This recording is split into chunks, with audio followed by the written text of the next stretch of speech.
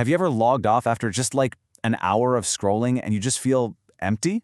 Or maybe a little angry, a little tired, almost like you've just run a marathon you didn't even sign up for? Yeah, you are definitely not alone. So let's get into it. Because there's a really powerful argument that this feeling of burnout, it's not some accident. It's the whole point. I mean, this is the big question, isn't it? It's what so many of us are asking. We all signed up for connection, right? For community, for fun. So why does our digital social life so often feel like this strange, exhausting, and totally unrewarding job? Well, the research we're digging into today has a pretty shocking answer. Okay, so here's the big idea. The system isn't broken. It's not a bug that just needs to be patched. According to this research, the frustration, the division, the burnout we feel, that's the machine working perfectly. The goal isn't actually to connect us, it's to extract from us. And to really understand how, we need to take a pretty weird trip back in time, to a place you would never expect. Yup, you heard me right, 1980s Tokyo.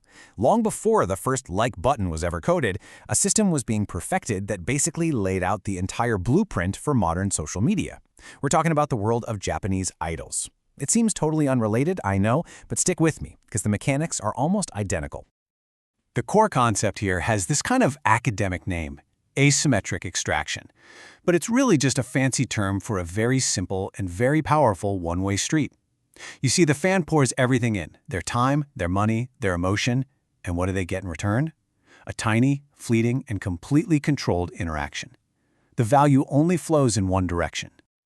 And what's wild here is just how methodical the playbook is. First, you get the fans emotionally invested by showing them the idol's authentic struggle and growth. Then, you monetize that investment. Fans literally buy dozens of the same CD just for a chance at a 10-second handshake. The value, again, only goes one way. And then, and this is the genius part, you wrap the whole thing in a cultural value, like gaman or endurance, which reframes the fans' exhausting effort as a noble and virtuous act of support. So that's the analog system, right? A carefully constructed engine for extracting value. Now, let's bring it into the digital age. Because that exact same engine is running your social media feed right now. It's just swapped out the CDs and handshake tickets for clicks and likes. And this comparison just makes it so clear. It's a one-to-one parallel. The secretive idol agency making all the decisions behind the scenes, bam, that's the algorithm. The handshake ticket you had to pay for, that's now a super chat on a live stream, or that desperate chase for a like from a huge creator. The fans' labor, all the cheering and buying merch, that's now your labor. Every post, every comment, every video you make. And the idol's eventual graduation when they leave the group, that's the creator burnout we see every single day. So when you put it all together, the takeaway is kind of unavoidable. These platforms are designed for extraction.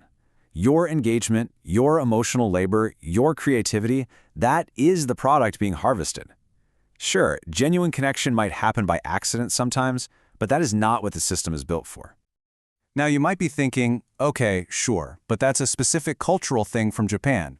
But the research is pretty clear. This exact architecture is already dominant in the West. It just, well, it looks a little different, a little more volatile.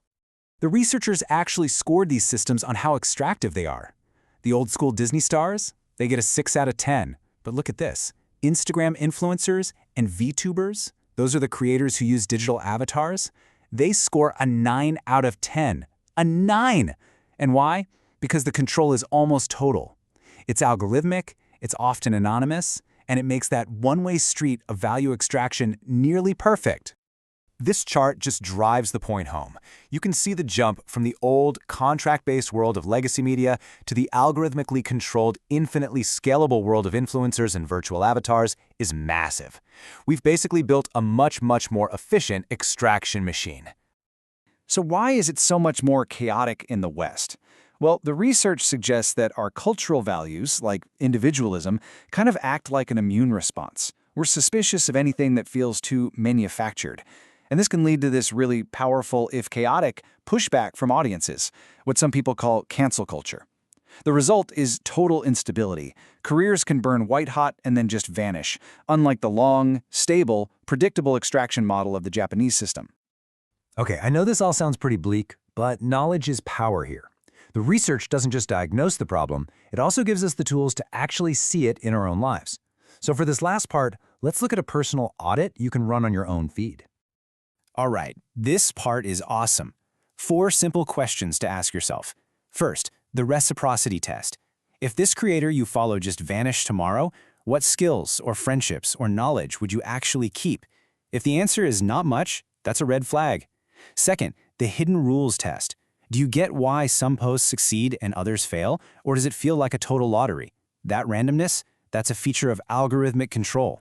Third, the exhaustion meter is simple. After you engage, do you feel energized or drained? And finally, the effort test. Does putting in more work actually lead to better results, or is it just random? This is your toolkit for spotting extraction. So where does all this leave us? Is real connection just impossible online? The researchers offer this really beautiful and kind of haunting idea. Your true self isn't gone. It's just become a fugitive. It's hiding in the gaps the algorithms can't see or measure. An unscripted moment, a private message, a real-life conversation. Authenticity exists where the system isn't looking. And that leads us to the final, critical question that this research leaves us with. In a digital world designed to measure and quantify and extract value from every single interaction, who is the witness to your unmeasured, authentic self? Who sees the you that exists between the posts? That's the thought I want to leave you with.